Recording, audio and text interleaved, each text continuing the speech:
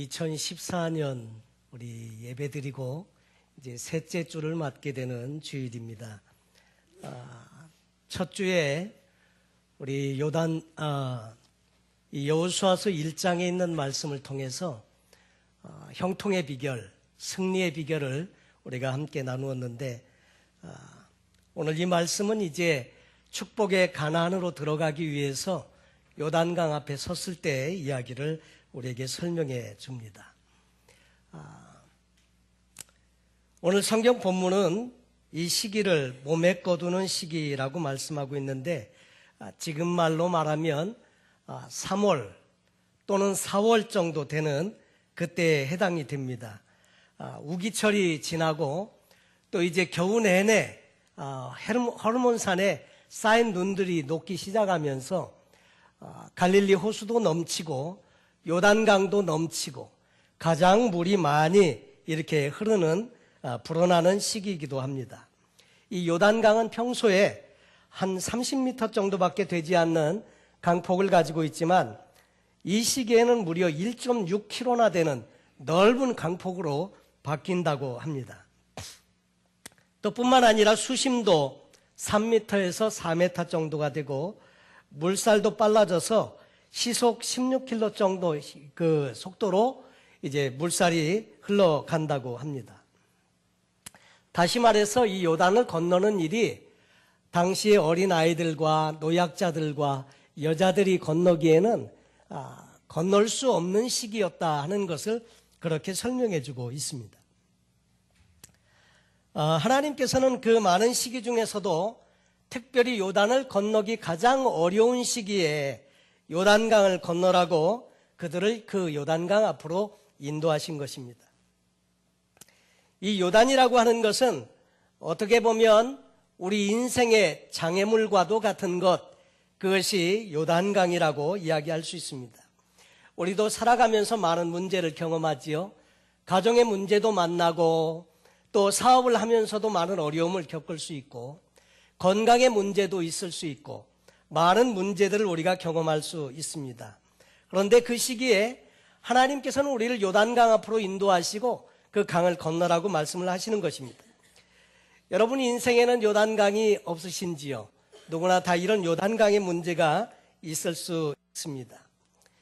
좀 전에 말씀드린 것처럼 자녀의 문제나 건강의 문제나 열심히 노력은 하는데도 내가 원하는 성과가 맺혀지지 않는 경제적인 문제나 또 아무리 기도를 해도 변화되지 않는 아내나 남편이나 가족들의 문제들도 얼마든지 있을 수 있습니다. 그런데 이 반드시 요단은 건너가야 하고 오늘 본문 속에서 인생을 살아가면서 만나는 이 요단의 문제를 어떻게 해결할 수 있는지, 어떻게 건너갈 수 있는지 하나님께서는 우리에게 몇 가지 레슨을 주십니다. 여러분 성경에는 많은 사건도 있고 이야기도 있지만 중요한 것은 그 내용들 속에서 하나님의 일하시는 그 원리, 이 원리를 찾아서 그 원리를 삶에 적용하면 여전히 오늘도 하나님의 말씀은 일하시고요, 역사하시고 오늘 우리의 삶에도 많은 변화와 하나님의 능력을 경험하는 기회가 되게 해 주실 줄로 믿습니다. 첫째로 그 원리 중에 하나는 요단을 건너가기 위해서 그 여호수아와 이스라엘 백성들은 이 요단을 상대하지 아니하고 하나님을 상대함으로 인해서 요단을 건너갈 수 있었습니다. 본문 7절 말씀해 보니까 여호수아가 이제 하나님께서 여호수아에게 말씀하시기를 내가 오늘부터 시작하여 너를 온 이스라엘의 목전에서 크게 하여 내가 모세와 함께 있던 것 같이 너와 함께 있는 것을 그들로 알게 하리라. 뭘 통해서요? 요단을 건너는 일을 통해서. 자, 그러면 요단을 건너는 일을 통해서 너와 함께하는 것을 보여주겠다고 말씀을 하신다면 구체적으로 하나님께서 이 요단을 건널 때 배를 어떻게 만들고 배를 띄워서 어떻게 요단을 건넌다든지 아니면 이 많은 사람 200만 명이나 되는 사람이 어떻게 이 요단을 건너냐, 그러려면 튼튼한 견고한 다리가 필요한데 다리는 이렇게 만들어라. 그래서 다리를 세우는 법을 가르쳐 주셨든지 이러면 이해가 쉬운데 하나님이 그런 방법은, 구체적인 방법들은 이야기하지 아니하시고 단지 요단을 건너가기 위해서 고작 주신 것이 말씀이었더라 하는 겁니다. 우리는 새해를 시작하면서 여호수아 1장에서 하나님께서 승리의 비결, 형통의 비결로 주신 것이 있는데 그것은 하나님의 말씀이었습니다. 좌로나 우로나 치우치지 말고 내가 모세를 통해서 내게 준 계명과 율례를 지켜 행하라. 그리하면 내가 어디로 가든지 형통하리라. 내가 내게 명한 것이 아니냐. 너는 마음을 강하고 담대하게 하라. 그리고 그 명령대로 지켜 행하면 어디로 가든지 형통하고요, 내 길이 평탄하게 될 거다. 이렇게 말씀해 주셨습니다. 여러분, 다시 말해서 말씀대로 행하는 것, 그것이 형통의 비결, 승리의 비결이라고 하는 것인데 오늘 성경 말씀을 통해서 여전히 같이 말씀을 하시는 것입니다. 하나님이 쓰셨던 믿음의 사람들, 이런 사람들의 이야기를 이렇게 보면 자신이 만났던 문제, 요단강의 문제가 없었던 것이 아니고요, 똑같이 여전히 가지고 있는데 문제는 이 사람들이 요단강을 마주대해서 그것을 상대하지 아니하고 하나님을 상대했고 하나님을 만나서 문제를 해결하더라 하는 것입니다. 여러분, 문제는 누구에게나 다 올 수 있습니다. 그런데 많은 사람들이 이 문제를 가지고 씨름하기 때문에 문제 속에서 허덕거리다가 그리고 지치고 낙심하고 하는 문제가 많다 하는 것입니다. 자녀의 문제나 사업의 문제나 건강의 문제나, 물론 우리가 그 일을 위해서 최선을 다하는 것은 필요합니다. 그런데 중요한 것은 하나님께 반응하고 하나님께 돌아가고 하나님께 회개하고 하나님께 순종하고 할 때 그 문제가 의외로 하나님께서 역사하셔서 해결되는 것들을 많이 경험하게 되는 것을 보게 됩니다. 성경에 보면 히스기야라고 하는 사람이 문제가 생겼습니다. 요단처럼 해결할 수 없는 문제가 있었는데 아수르의 그 큰 군대가 그 온 성을 둘러싸고 전쟁을 하기 위해서 찾아왔는데 싸워서 이길 수 있는 힘도 없었고 군사력도 없었고 작전도 없고 아무것도 없었더라 하는 거죠. 그러면 이럴 때 우리가 어떻게 하면 될까? 아수르를 이기기 위해서 전략가들을 모으고 작전 회의를 하고 아니면 다른 나라에 사신을 보내서 그 군사들을 돈 주고 사오든지 그렇게 해가지고 어떻게 벗어날 방법을 찾아야 하는데 그 히스기야는 그렇게 하지 않고요, 하나님 앞에 베옷으로 갈아입고 이 죄를 뒤집어 쓰고 여호와 앞에서 기도하면서 여호와를 상대하기 시작합니다. 문제가 왔을 때 아수르를 상대하지 아니하고 오늘 역사의 중심에서 일하시고 또 역사하시는 하나님, 그분을 붙들고 단판을 짓기 위해서 하나님 앞에 나갈 때 하나님께서는 그 문제를 이렇게 해결해 주십니다. 하나님의 군대를 보내주셔서 밤중에 18만 5천 명의 군대를 완전히 몰살시키시고 위기에서 구출해 주시는 그런 일을 보여주시기도 하십니다. 여러분, 성경의 위대한 인물들은 문제가 없었던 인물이 아니고요, 다 우리와 똑같이 요단을 만나고 문제를 만나는 사람들이었지만 그 문제와 단판 짓고 문제와 씨름한 것이 아니라 하나님 그분과 만나서 그분으로 인해서 문제를 해결을 받았더라 하는 것이죠. 성경에 보면 예수님께서 벳세다 광야에서 이스라엘 백성들에게 말씀을 전하시고 난 다음에 저녁 무렵이 되었습니다. 저녁 무렵이 되었는데 하루 종일 사람들이 먹은 것이 없으니까 제자들에게 숙제를 하나 주었습니다. 너희가 먹을 것을 주어라.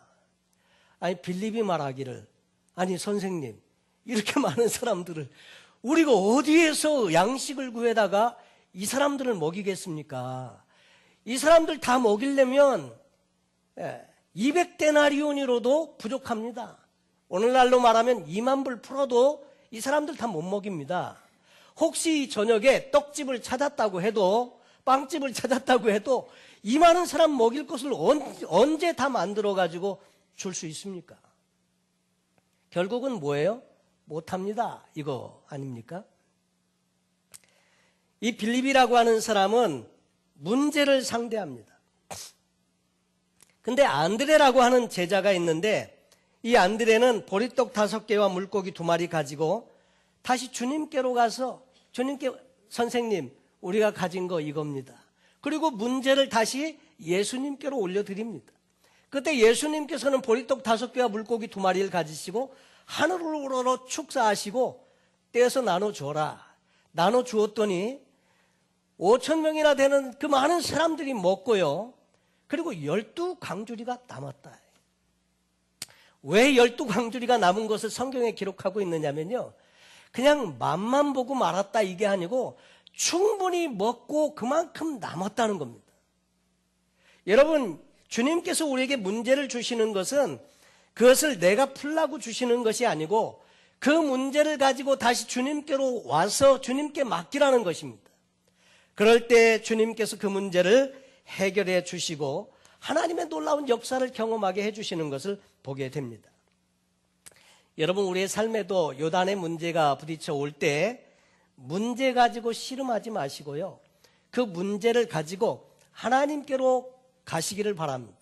하나님 만나고 하나님 안에서 하나님을 상대하고 하나님 안에서 해결을 보려고 하시면 하나님이 일하시고 역사하시더라 하는 것입니다. 두 번째로 이 요단을 건널 수 있는 그 비결에 대해서 이렇게 말씀하십니다. 하나님을 모시고 가라는 거예요. 법궤를 메고 백성들은 그 법궤를 쫓아가라고 성경에 말씀하고 있는데, 여러분, 이 법궤는 무엇인가 하면 여호수아서 3장과 4장에는 법궤에 대한 이야기가 무려 17번이나 법궤라는 말이 등장을 하는데, 이 법궤에 대해서 레위기서 16장 2절에 이렇게 말씀합니다. 성소의 장 안 법궤 위 속죄소 앞에 무시로 들어오지 말아서 사망을 면하라. 내가 구름 가운데서 속죄소 위에 나타남이니라. 여러분, 이 법궤가 있는데 법궤를 덮는 뚜껑이 있습니다. 이 뚜껑이 있는데 뚜껑 양편에는 날개를 펼치고 있는 그룹천사가 이렇게 새겨져 있고, 이 그룹천사 사이에 바로 그 중간을 은혜의 보좌라고 말하는 속죄소라고 하는데, 대제사장이 피를 가지고 와서 붓는 장소가 바로 그곳입니다. 그런데 이 속죄소 위에 여호와께서 나타나신다 하는 것입니다. 구름 가운데서 속죄소 위에 나타남이니라. 여러분, 하나님이 임재하시는 곳이 어디냐? 이 속죄소 위, 바로 법궤 위라는 거죠. 출애굽기 25장 22절에서 모세에게 말씀하시기를, 거기서 내가 너와 만나고 속죄소 위 곧 증거궤 위에 있는 두 그룹 사이에서 내가 이스라엘 자손을 위하여 내게 명할 모든 일을 내게 이르리라. 이 속죄소에 여호와께서 임하시는 이유는 뭐냐면 모세에게 말씀해 주시기 위해서, 여러분, 말씀을 주시기 위해서 이 하나님께서 그 속죄소 위에 법궤 위에 임하신다고 하는데, 다시 말해서 이 법궤라고 하는 것, 이것은 하나님의 임재를 상징하는 물건입니다. 법궤는 하나님이 아니지만 이 법궤라는 물건은 하나님의 임재를 상징합니다. 하나님도 그 법궤 위에 속죄소에서 모세와 말씀하시고 백성들이 어떻게 행해야 할지를 하나님께서 일러 주셨더라 하는 거죠. 민수기 7장 89절에도 이런 말씀이 있습니다. 모세가 회막에 들어가서 여호와께 말씀하려 할 때에 증거궤 위 속죄소 위에 두 그룹 사이에서 자기에게 말씀하시는 목소리를 들었으니 여호와께서 그에게 말씀하심이었더라. 여러분, 하나님께서 임재하시고 하나님이 말씀하시는 곳 속죄소 위, 다시 말해서 법궤 위입니다. 이 법궤는 하나님의 임재를 상징하고 하나님이 말씀하시고, 이 법궤를 중심으로 해서 이스라엘 백성들이 다 그래서 움직이고 그렇게 했었죠. 여러분, 이 법궤는 뭘 말하느냐면 하나님이 지금 함께 하신다는 것, 그것을 우리에게 상징적으로 보여주는 것입니다. 그래서 하나님께서 임재하셔서 그들과 함께 하시고 그 하나님의 임재를 경험하게 하는 곳, 그것이 성막이었고요, 그것이 하나님의 예배하는 곳이었고 그렇습니다. 여러분, 그래서 요단을 건너가라고 명하시면서 이 법궤를 제사장들로 메고 가게 하고 이 법궤를 쫓아가라고 말씀하고 계십니다. 우리는 그런데 하나님이 앞서가셔야 하는데 우리가 앞서가려고 할 때 잘 일이 되지 않을 때가 있죠. 여러분, 성경에 보면 믿음의 사람들, 이 사람들이 승리하는 인생을 사는 비결은 하나님이 함께 하시는 인생을 살 때 그들은 어떤 형편 속에서도 환경 속에서도 승리하곤 했습니다. 성경에 보면 다윗과 골리앗이 싸우는 장면이 있는데 골리앗은 엄청나게 큰 용사, 어려서부터 용사였습니다. 그런 용사인데 그런 용사와 맞붙어서 싸우려고 할 때 사람들은 두려워해서 나서는 사람이 없었습니다. 근데 다윗은 무엇을 보았느냐면 너는 칼과 창과 단창으로 내게 나오지만 나는 만군의 여호와의 이름으로 내게 나아가노라. 여러분, 문제보다도 나와 함께 하시는 하나님이 더 크게 느껴질 때 그때 우리는 문제를 극복할 수 있는 놀라운 은혜를 힘입게 되는 것이죠. 요단강보다도 이 요단의 문제를 해결해 주시는 하나님이 나와 함께 하시다고 하는 이 확신이 더 클 때 우리는 요단을 건널 수 있는 겁니다.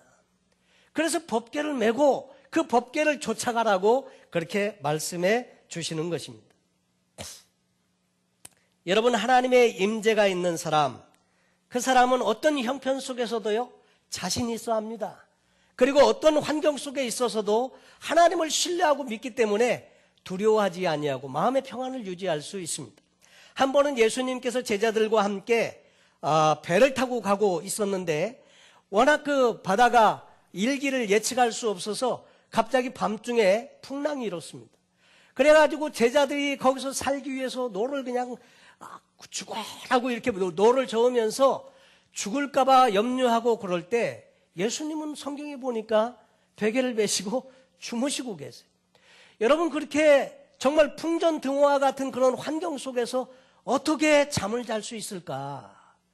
예수님은 하나님께서 당신과 함께 계시고 그리고 그 바다를 무사히 건너갈 것을 확신하고 계시는 분이기 때문에 아무 염려가 없으신 거죠.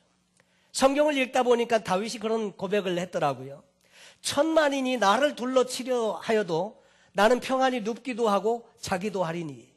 여러분, 어떻게 지금 생명의 위기 속에 있는 다윗이 그렇게 평안하다고 잠잘 수 있겠다고 그렇게 말을 할 수 있을까? 그것은 하나님이 함께 하신다는 것을 확신하니까요. 여러분, 오늘도 마찬가지라고 생각되어집니다.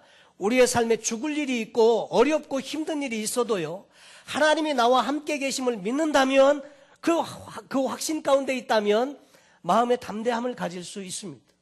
배가 파손하고 막 죽을 지경인데도 사도 바울은 하나님이 우리와 함께 계신다, 염려하지 마라, 음식 먹어라, 그렇게 하지 않습니까?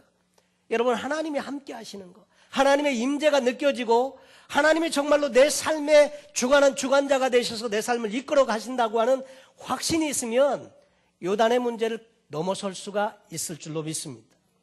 여러분, 하나님께서 함께 하실 때 요단을 건너가게 되는 것입니다. 내 인생의 문제가 얼마나 크게 다가오는지는 모르지만 그것보다도 하나님이 나와 함께 하신다는 이 확신, 이것이 더 클 때 우리는 문제를 넘어갈 수 있습니다. 우리가 살아가면서 여러 가지 많은 문제를 만납니다. 경제적인 문제, 건강의 문제, 사람들과의 관계의 문제, 정말 내 스스로 해결해 볼 수 없는 여러 가지 많은 문제를 만나지만은, 그러나 하나님이 나와 함께 하셔서 나를 넘어가게 하실 수 있다. 그 하나님을 신뢰하고 확신하면 그런 속에서도 마음을 지킬 수 있습니다. 그래서 마음을 지키는 것 중요하잖아요. 무릇 지킬 만한 것 중에 내 마음을 지키라. 생명의 근원이 이에서 남이니라. 그래서 마음을 지킬 수 있어야 하는데 하나님이 함께 하심을 믿을 때 우리는 그렇게 될 수 있습니다. 여러분, 우리가 하나님은 요단을 넘어가는 방법을 가르쳐 주시는데 그것은 법궤를 메고 그 하나님의 임재 속에서 하나님 임재와 함께 하면서 그 요단을 향해서 가라는 것입니다. 여러분, 그래서 우리가 예배가 그렇게 중요합니다. 예배 속에서 우리는 하나님이 함께 하시는 하나님의 임재를 경험해야 하고요, 하나님이 나와 함께 하신다는 확신을 가지고 믿음을 가지고 세상을 향해서 나갈 수 있어야 합니다. 이 하나님께서 주시는 예배의 영감과 이 하나님이 함께 하신다는 믿음의 확신이 우리에게 부족해버리면 우리는 세상에 나가서 세상을 이길 수 없습니다. 많은 사람들이 신앙이 있다고 하면서도 그게 안 되는 이유는 하나님이 나와 함께 하신다는 이 확신이 결여됐기 때문입니다. 데이비드 리빙스톤이 그렇게 위험한 아프리카에서 사역을 할 수 있었던 비결을 나중에 그렇게 말하지 않습니까? 마태복음 마지막 장 마지막 절에 뭐라고 말씀했냐? 예수님께서 말씀하시기를 볼지어다 내가 세상 끝날까지 너희와 항상 함께 있으마. 그 말씀을 신뢰했기 때문에 그는 어디에 있든지 두려움이 없었다는 거죠. 여러분, 오늘 우리에게도 이 하나님이 함께 하시면 요단을 넘어설 수가 있는 줄로 믿습니다. 세 번째로 이 요단을 건너가기 위해서 스스로 성결케 하라고 5절에 말씀하고 계십니다. 여호수아가 또 백성에게 이르되 너희는 스스로 성결케 하라. 여호와께서 내일 너희 가운데 기사를 행하시리라.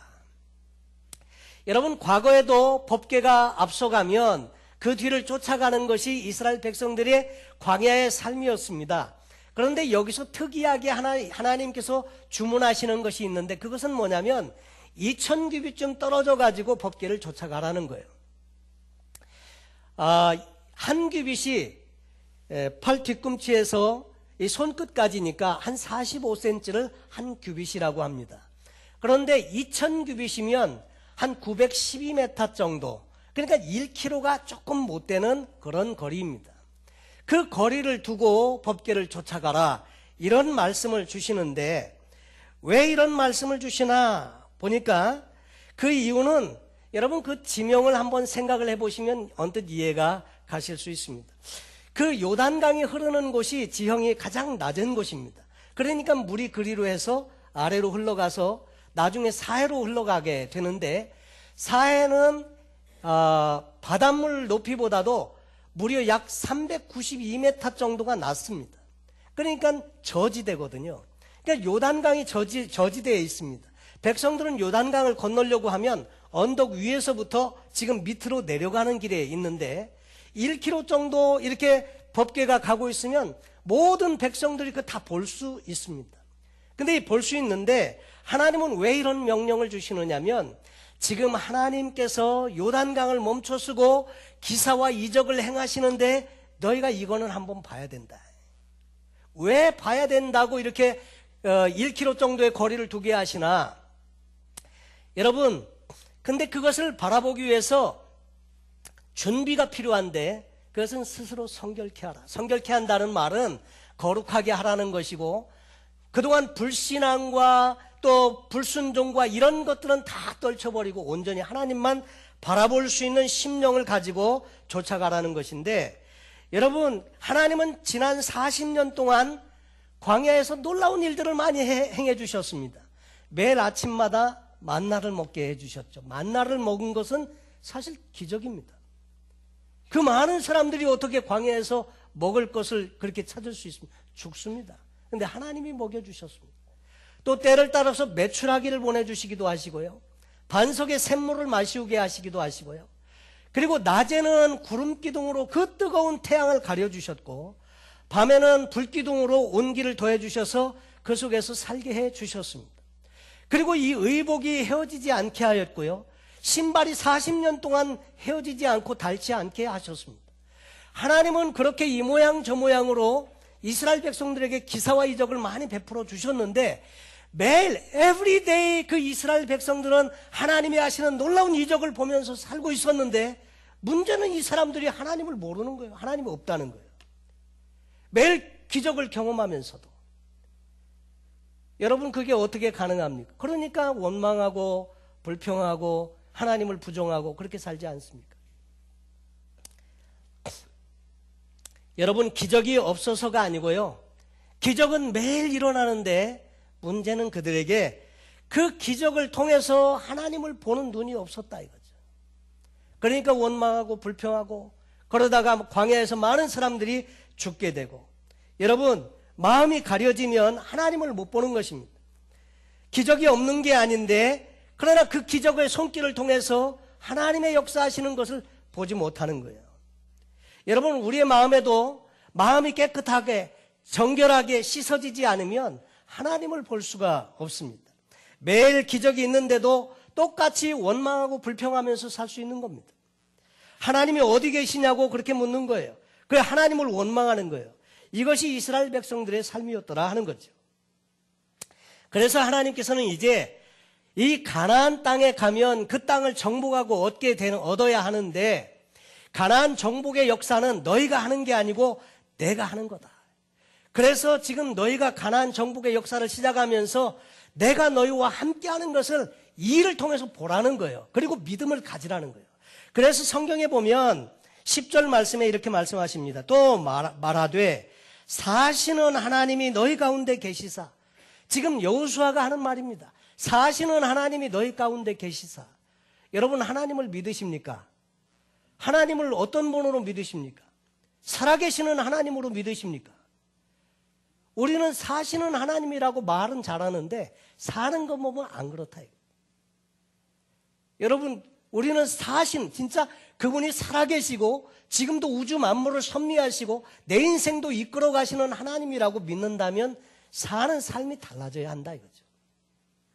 여호수아의 메시지는 간단합니다. 그것은 뭐냐면 살아계신 하나님이 우리 가운데 함께 계셔서 이 일을 가능하게 하신다는 거예요. 그리고 가나안 땅을 정복하는 그 일을 하나님이 하신다는 거예요.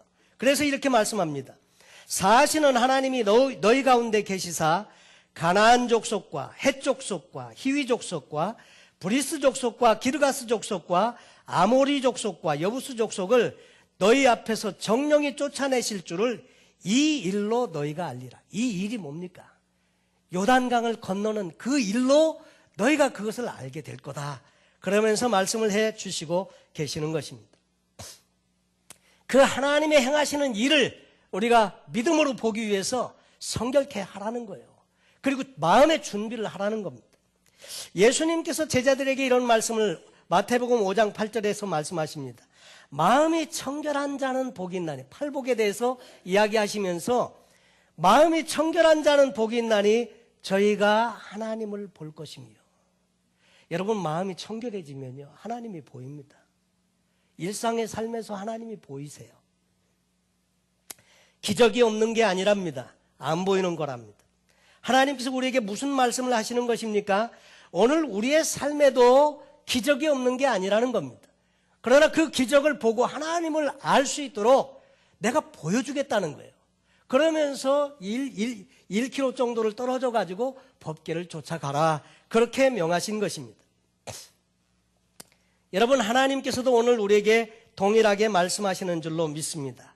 오늘 우리의 마음 가운데 예수 그리스도의 보혈로, 십자가의 보혈로 우리의 죄를 씻어내고 우리의 마음을 정결케 하고 깨끗하게 준비하면 하나님이 보이고요, 하나님의 행하시는 일이 보이고요, 그렇게 된다는 거예요. 그리고 그 일로 인해서 하나님이 함께 하시는 그 역사를 보여주시겠다고 말씀하시는 것입니다. 14절 이하 17절에 기록하기를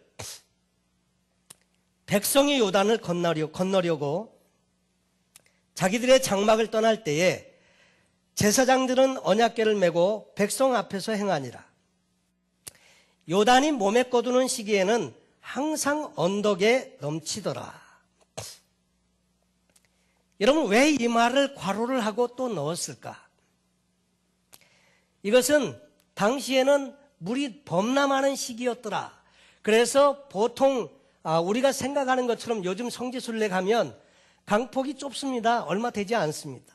그래서 큰 시내 정도 이런 아주 그런 곳도 있고요. 그렇게 넓지 않습니다. 그거 생각하시면 안 되고요.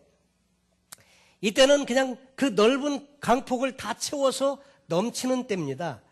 궤를 맨 자들이 요단에 이르러 궤를 맨 제사장들의 발이 물가에 잠기자 곧 위에서부터 흘러내리던 물이 그쳐서 심히 멀리 사르단에 가까운 아담읍 변방에 일어나 쌓이고 아라바의 바다 여매로 향하여 흘러가는 물은 온전히 끊어짐에 백성이 여리고 앞으로 바로 건널세.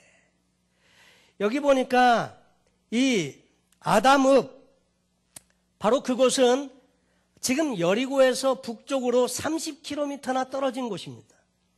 그러니까 물이 흘러내려가던 물이 쌓여서 멈춰서게 되니까 물이 이제는 계속 역류해서 가서 위쪽으로 30km 있는 아담읍 변방까지도 물이 흘러서 넘치게 되었다 하는 그 얘기를 하고 있는 것입니다. 그러니까 이 일은 하나님께서만 하실 수 있었던 그런 큰 일이었다 하는 것을 이야기해 줍니다. 사랑하는 성도 여러분, 오늘 우리의 삶에도 꼭 건너야 하는 요단이 있을 수 있습니다. 가정마다 그 요단이 다를 수도 있고, 그것이 어떤 형태든지, 자녀의 문제든지, 경제적인 문제든지, 아니면 신앙의 문제든지, 사람들과의 관계의 문제든지, 건강의 문제든지 다 있을 수 있는데, 중요한 것은 이 요단을 건너야 하는데 어떻게 건너냐? 오늘 세 가지로 말씀을 드렸습니다. 문제 앞에서 문제와 씨름하는 것이 아니라 하나님을 상대해야 한다는 거죠. 그래야 하나님의 은혜로 이 요단을 건널 수 있다는 것이고요. 두 번째로, 문제 속에 있지만 그 문제보다도 나와 함께 하시는 하나님이 나를 지켜주시고 나를 인도해 주시고 나를 그 요단을 건너게 하신다는 것을 확신하는 믿음이 더 클 때 우리는 요단을 건널 수 있다는 거예요. 그래서 하나님의 임재에 대한 분명한, 나와 함께 하신다고 하는 것에 대한 분명한 확신이 있어야 한다는 것이고요. 세 번째로는 정말 우리의 마음이 정결하게 씻겨지고 정화되어지고 그래서 회개한 심령으로 되어졌을 때 하나님의 하시는 이 삶의 현장에서 일하시는 하나님의 기사를 볼 수 있고 그리고 그 일을 통해서 하나님을 만날 수 있다는 거죠. 그래서 정말 우리의 삶의 현장에서 하나님의 손길을 경험할 수 있게 된다고 하는 것을 말씀해 주시고 계십니다. 사랑하는 성도 여러분, 우리는 새해를 출발했습니다. 약속의 가나안, 하나님께서 이미 주심하고 약속하신 가나안인데 그러나 건너야 할 요단이 있다는 거죠. 여러분 하나님의 축복하심을 믿으십니까? 다 믿으실 줄로 압니다. 그러나 우리가 건너야 하는 요단도 있다고 하는 것이죠. 이 요단을 건너는 데는 하나님을 철저하게 신뢰하는 것, 그리고 그 하나님이 도우셔야 한다는 것. 그래서 하나님을 붙들고 우리가 믿음으로 나아갈 때 놀라운 하나님의 역사하심을 통해서 우리는 하나님을 발견할 수 있고 그 일을 통해서 앞으로 남은 우리의 인생에도 하나님께서 나와 동행하시고 함께 하시면서 가나안 정복의 역사를 능히 이루실 수 있다는 것을 신뢰하는 믿음으로 살아갈 수 있다는 것. 이것이 하나님께서 여호수아서 3장을 통해서 우리에게 가르쳐 주시는 레슨이라고 생각이 되어집니다. 소원하기는 저와 여러분의 삶에 이 요단을 넘어가셔서 축복의 가나안을 정복하고 마음껏 하나님의 영광을 위해서 쓰임받는 복된 생애가 되시기를 예수님의 이름으로 축원합니다. 기도하겠습니다.